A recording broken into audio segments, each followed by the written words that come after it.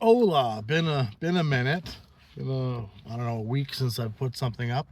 It's been an interesting week. I'll get to that in future videos, but why don't we talk about a little bit about today about this whole gender ideology.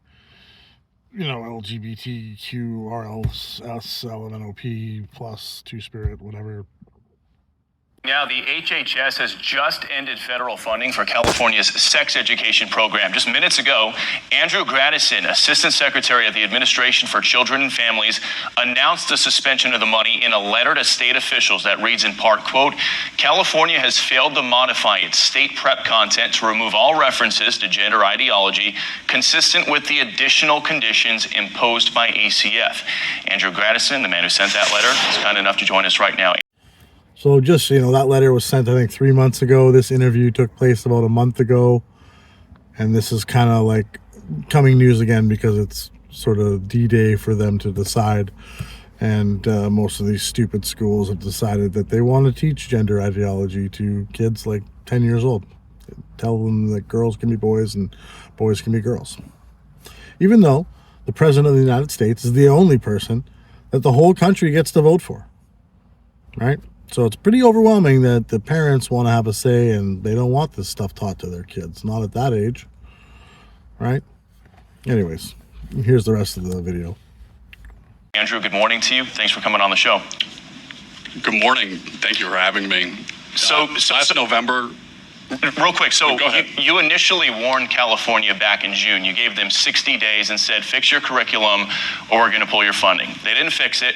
So how much money are we talking, and what was it in their curriculum that HHS wasn't okay with? Well, the American people elected President Trump to restore sanity and common sense in this country. Part of that is removing gender ideology from state sex ed curriculum. So what I looked at when we requested to review these materials was whether the sex ed curriculum that HHS funds with federal taxpayer dollars was medically accurate and age appropriate. So another thing I've been hearing is, Donald Trump is, he's affecting the lives of students and shouldn't be able to do this. These are private institutions. He shouldn't be meddling.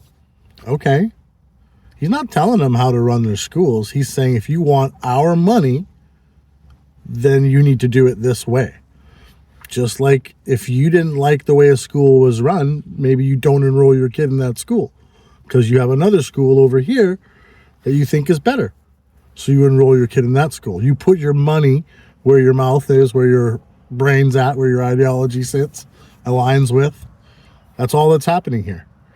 So I don't see how this is controversial at all, but I guess Trump, orange man, bad. Plenty I don't like. I don't like this Israel, whatever crap, where they seem to just, our country seems to be run by a foreign country, not my country, but you know what I mean. My country is certainly run by a foreign government. Oh, China. We are a socialist communist country here that pretends that we're a democracy. But anyways, I just found that interesting when people are complaining about that, but again, this is, if you're a private institution, then raise your own money. Do whatever you want. And if people are okay with what you're doing, then they'll sign up and they can go. And that's a voluntary transaction, no problem at all. But for people that don't want their tax dollars going to this stuff, that's what they voted for, that's what they don't want to have, there's no problem with pulling that. Saying this is how you need to run your schools. Stop telling boys that they can be girls. Let them go through puberty. Let them want to be a transformer or a fairy or whatever it is the kids want to be, and let them just grow into themselves, right? Simple. What we found was neither. The California curriculum was teaching students as young as 10 years old that boys could be girls and girls could be boys, and that the solution oftentimes was mutilating their genitals and transitioning. So that material is out of bounds when it comes to sex ed curriculum. It's completely unacceptable, and as a result, California will forfeit north of $12 million. $12 million. Okay, and President Trump appeared to kind of react to this morning. He posted on Truth Social, in part, quote, any California school district that doesn't adhere to our transgender policies will not be funding. Well, that has now come to pass. You just mentioned $12 million they are now forfeiting. I'm curious, when you initially sent those letters to California, did they ever respond to you in any way? Did they say, hey, can we have a little more time to work on this?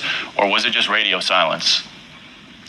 California waited until the last day to respond to us, and they told us that they believe their curriculum was medically accurate and age appropriate, and they said that federal taxpayers will continue to pay for this. No. Quite clearly, federal taxpayers, let me adjust this, will not pay for this. And again, this is a decentralization of government, right? If you want to let the state have power, let Gavin Newsom run even bigger deficits and make up for the shortfall. He's the one that's encouraging all this. He's the one that's saying that any schools that sign on with this will lose California state funding. Okay, California can run their state, however they want. And if people want to still live there, that's their choice. Personally, I do like most people have done and move to Florida or Texas or wherever the hell out of there, especially if you have kids, and be forced to get jabs, forced to be indoctrinated with this crazy ideology that mutilates kids. So no, they will not be. That's how arrogant. Federal funding will continue to pay for it. No, it won't. That's clearly what the letter says. So make up your shortfall somewhere else. That's free market. I don't mind. Like, whatever. It's so stupid. Well, FAFO. Under the Trump administration, if you continue to push radical ideology on our children, we will not pay for it anymore. Take a look at this Pew poll. Looking at teachers across the country when it comes to teaching gender identity in schools, kind of their thoughts on where that falls. If you look at all teachers, about 50% of them say it should be taught elementary school. Should not be taught in school. So you got half teachers saying it shouldn't, most elementary school teachers, and then the older you get, the more teachers seem to think it's okay to teach it. Bigger question here, you're pulling the funding from California. Are there other states you're looking at now across the country who are also risk at losing funding? Well, 2 points. One, it's interesting to know what teachers think should be taught in the classroom. I'm more interested in what parents want their children to be taught. And parents overwhelmingly want to know what's being taught in the classroom. They have a right to know what's being taught to their kids in public schools. And we're making sure that they get visibility and we're not pushing ideological materials on them. Broadly, I think every state will be put on notice. We've almost completed reviewing every state's curriculum, and as early as next week, we're going to put an additional almost 40 states on notice that they need to correct their prep curriculum or face the same consequences that California suffered. You got about 15 seconds left. Your final message to the state of California, if you have one. Stop indoctrinating the next generation. They deserve better. They need to learn how to read and write, not not this anti-science agenda. All right, Andrew Gradison there with the breaking news, $12 million in federal funding being pulled from the state of California. Andrew, thank you for coming on this morning. There's been so much controversy, and if you don't believe in children, mutilating themselves, like California, their funding just got cut. Federal funding got cut because they haven't removed this ideology to the standards that have been set out by the new Trump administration, right? When you argue with people about this, or you talk to people about this, whatever you want to call it, when you have a discussion about this, a lot of people will call you transphobic, whatever. As a percentage of the population, clearly they're a minority. Even gay and lesbian is a minority, right? But the thing that I want to talk about as far as, how impressionable are adults, young adults, right? You see these college students that are so brainwashed, even adults, myself for the longest time had very different beliefs, sort of ignorant, nothing I would really stand hard on because I hadn't investigated much, but I had sort of this general ignorant worldview. So adults are impressionable, right? If you have propaganda that's fed to you. So imagine how impressionable kids are, right? Imagine if you're just a boy and you're gay and you're going through these feelings. Just let that kid be gay, right? I have no problem. I have some gay friends, I know some lesbian friends. Like, it's a minority of my friends just due to the social sort of numbers that you see, when you zoom out. But I have no issue with them. Like, it's so ridiculous. The issue that we all have, most of the people that are against this sort of movement, is the ideology, just leave the kids alone, right? I don't want drag queen story hour in front of the kids. I don't want, teachers talking to kids behind the parents' back, where, I've seen cases where the school board and the teacher appoint a shrink, a psychologist, whatever, that affirms this, yeah, you're probably born in the wrong body bullshit. All of this happening without the father knowing. And, in some of these cases where there's a divorce and then the father, just for asking questions, gets labeled whatever he gets labeled. This is the issue, right? It's not a transphobic thing. It's just a very simple, let's just take a look at the reality. Is just, we parents should have the rights, right? If you insist on teaching this stuff to kids, then you must involve the parents. To exclude the parents, that basically means the state has more control over your kids than the parents do. Is that the world you want to live in? Where the government and some person that's not personally invested in your future is going to determine the outcome of that future?